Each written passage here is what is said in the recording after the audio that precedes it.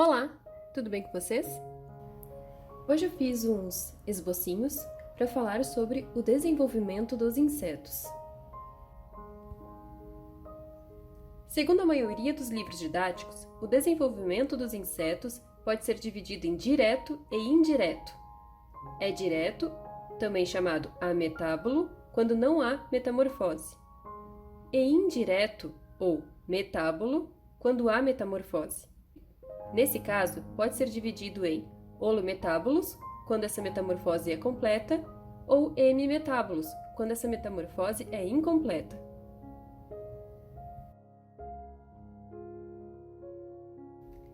Sendo assim, o que os diferencia é o grau de metamorfose, que é o conjunto de transformações que ocorrem no corpo dos indivíduos nos estágios imaturos até chegar ao adulto.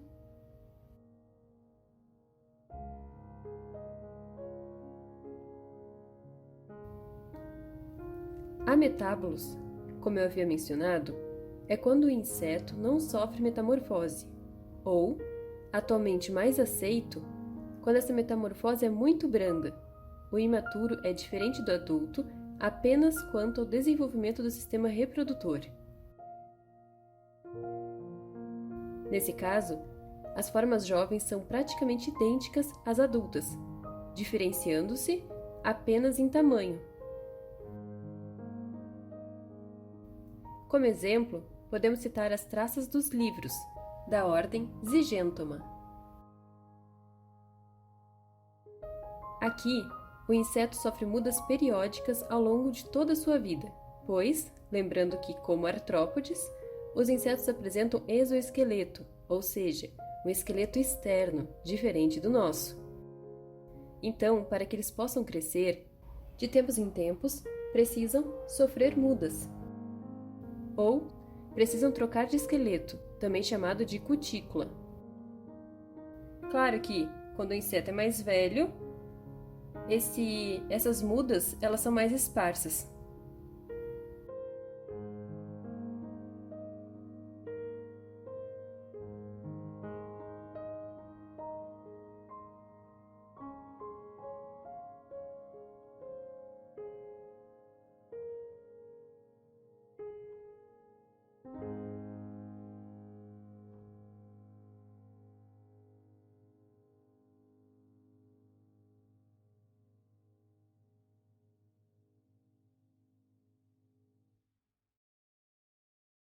E antes que eu esqueça, as ilustrações não estão em tamanho real, principalmente esses ovinhos.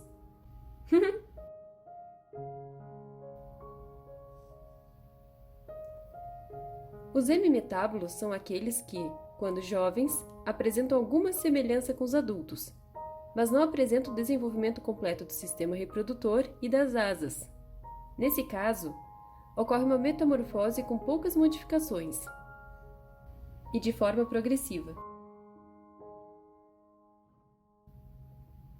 Eles podem ter vários estágios juvenis, também chamados de ninfas, mas logo que se transformam em adultos, param de sofrer mudas. Alguns autores também chamam de larvas, mas prefiro ninfas para não serem confundidas com as larvas dos holometábulos. Notem que esse desenvolvimento é gradual e por isso não existe pupa. Nesse exemplo, seriam 5 formas jovens, mas reduzi para não me alongar nos desenhos. Confesso que meus desenhos não estão lá essas coisas. Essa primeira ninfa, por exemplo, deveria ter ficado menor e menos alien.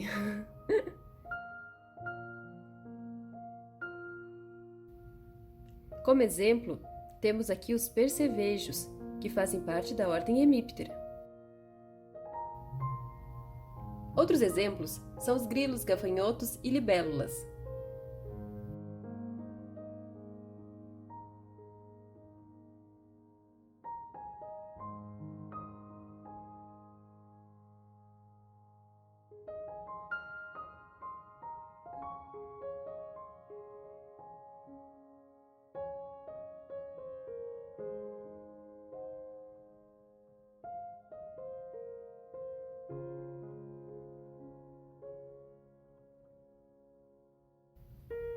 Os holometábolos são aqueles que sofrem metamorfose completa, uma vez que o indivíduo jovem é completamente diferente do adulto.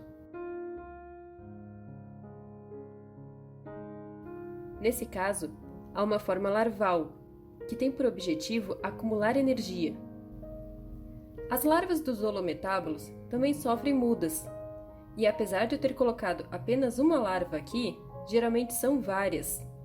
Mas não há tantas diferenças entre elas como no caso das ninfas, que sofrem uma transformação progressiva. O número de ínsters depende da espécie e até mesmo da nutrição das larvas.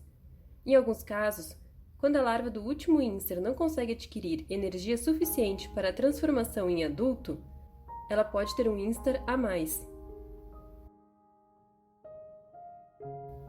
Na fase de pupa, os insetos ficam em repouso e não se alimentam. E assim como os estágios de larva, essa fase pode durar dias a meses, dependendo da espécie. Na fase pupal, ocorrem transformações drásticas. O corpo da larva é totalmente ou quase totalmente desfeito para então formar o adulto, também chamado de imago. Esse é o tipo de desenvolvimento das borboletas e mariposas da ordem Lepidoptera. Outros exemplos são as moscas, abelhas, vespas e besouros.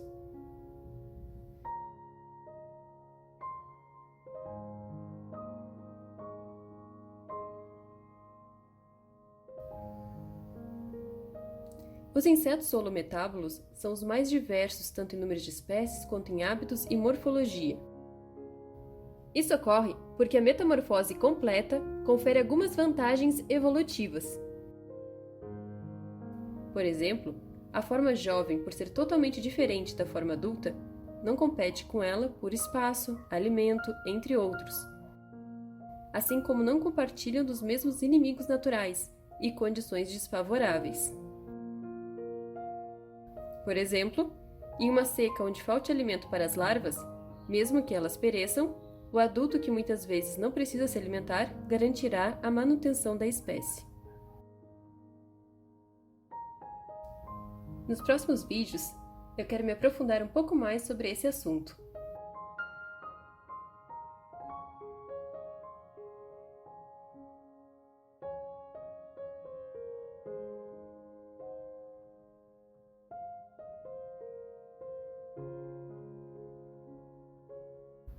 Prometo que os próximos vídeos não serão tão técnicos, mas espero que tenham gostado. E até o próximo vídeo.